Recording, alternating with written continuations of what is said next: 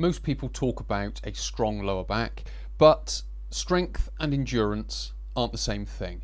So what we're going to do in this video is talk about the differences between strength and endurance, why that matters for your lower back, and what training looks like when it comes to low back injury and low back rehabilitation. So without further ado, let's get into it.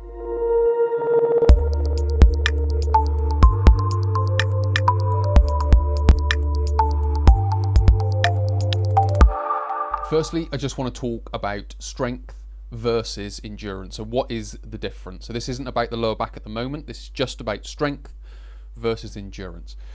So strength is all about maximal force. It's performed, let's just say, short reps but high force by a muscle or a group of muscles. Endurance is submaximal force performed over a longer duration whilst resisting fatigue. And this is the key point, certainly when it comes to injury and rehabilitation, which is fatigue and resisting fatigue. So that is, without going into the definitions of it, but that in its most basic form is the difference between strength and endurance. The fact that you've got maximal force for strength and you've got submaximal force for endurance whilst resisting fatigue over that period of time. So now that we have an understanding of strength versus endurance, what we can now start to do is talk about strength training and endurance training. So strength training, as described, is about maximal force. So this is going to be a high load. So it's going to be a high force and a low duration. So reps and sets might look like 2 sets for 4 reps, or 4 sets for 4 reps. So it's going to be low rep ranges, higher set ranges, let's say, but sort of maximal force. So it's not necessarily submaximal, it's maximal. And only that we can do for, say, a maximum of 6 reps. When it comes to endurance training, we kind of flip it now. So we go, as I've described, submaximal force, so submaximal load. And then what we would do is go high duration.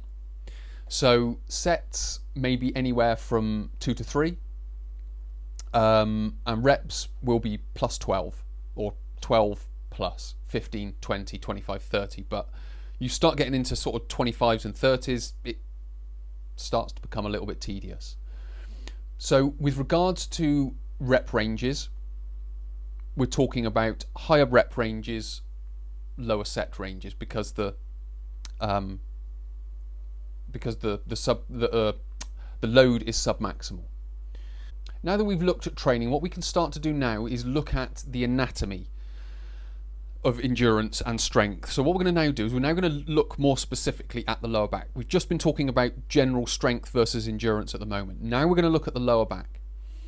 And we're going to look at, to start with, essentially 3 muscles: multifidus, longissimus, iliocostalis. Those are 3 muscles of the lower back. They are known as postural muscles. And postural muscles generally have a higher type 1 fiber type. They are a high in myoglobin content, which is sort of an O2 storage. They're high red blood cell, which gives them more of a red colour. They have high capillarization, so there's a lot of blood able to be delivered to the muscles. They have high mitochondrial capacity or content, which is the engine of the cell, so they're able to run for long periods of time. They are slow to fatigue. They are low force muscles, high duration muscles, which basically means they work at a low intensity for a long time. So with regards to those muscles, we can start to see that that's pointing more in the direction of endurance. So they are endurance muscles from a posture perspective and, let's say, from a training perspective as well. So hopefully you can start to see the direction that this will go in. Now let's go a layer deeper and look at the interspinal muscles, so interspinalis rotaries muscles. Now these are the muscles that go from the spinous processes, or from spinous process to spinous process, which are the little pointy bits off the side of the vertebra. Now these muscles are slightly different again because these have a high neural content, or high neural density. So these are all about proprioception and giving feedback to the central nervous system. So they are of, again, that high endurance capacity because they need to be working all the time. But what they're not about is not about strength and holding the spine. These are about giving feedback to the central nervous system about where the vertebrae are. Are they twisted? Are they flexed? Are they extended? Are they flexed to the side? Are they twisted to the left, to the right, so on and so forth? So from that type of perspective, those muscles are, let's just say, endurance. Now if we go to strength muscles, so a strength muscle would be glute max, for example. So these are essentially, they just flip the opposite. So these are a high type 2 fiber muscle. Type 2 fibers are high force, high explosive fibers. They basically have the opposite to everything within the endurance muscles. So they're low myoglobin, low capillarization, so there's not as much blood going to them. There obviously is blood going to them, but not as much, so they are not as red, if you will. Low red blood cell content, again, just simply because there isn't as much being delivered there, because there doesn't need to be. Low mitochondria, low capillarization, as I've mentioned, so they are quick to fatigue, so much quicker to fatigue. They are high force muscles, but low duration, because they are quick to fatigue. So endurance and strength on sort of every level oppose each other. Now, it doesn't mean that there is a definite border, because every muscle has a percentage of type 1 fibers, endurance fibers, and type 2 fibers, the strength fibers. So the difference is just the percentage. So the postural muscles have high percentage of type 1, low percentage of type 2, and then the flip is for the strength muscles. So now that we've got that as our sort of background, we've gone through what strength training looks like, we've gone through what endurance training looks like, we've gone through endurance muscles, and we've gone through strength muscles.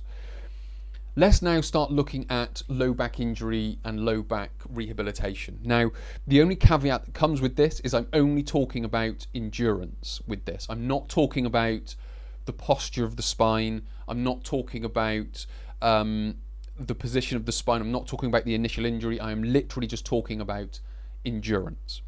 So, low back injury occurs due to a fatiguing element. So tissues fatigue and then they injure. So it's not necessarily about strength per se. Although if you pick up a pen from the floor, you might think, well, I picked up a pen from the floor, my spine is weak when it went. Unfortunately, this isn't sort of quite true. It was because there is a fatiguing element, and the reason that very light load injured your back was because of that fatigue. It built up to a tipping point and then the back went. So we have to start thinking about it is the ability to no longer resist fatigue. So with regards to rehabilitation of the lower back, because of the muscles that we're talking about, we have to build an ability to resist fatigue. So the first thing to do is find your starting point, which may not be a great ability to resist fatigue. So it may be, let's just say, a 10-second plank, that may be it. A 10-second side plank. That may be all the endurance that you have. Then you would rest. And then you would build that 10 seconds into 20, into 30, into 50, into a minute. So we first of all have to build that starting point. Then we have to build up a resistance to fatigue. Now, you don't necessarily need to start with, let's just say, the 10-second side plank and then build that up to 15 seconds and then build that up to 20 seconds.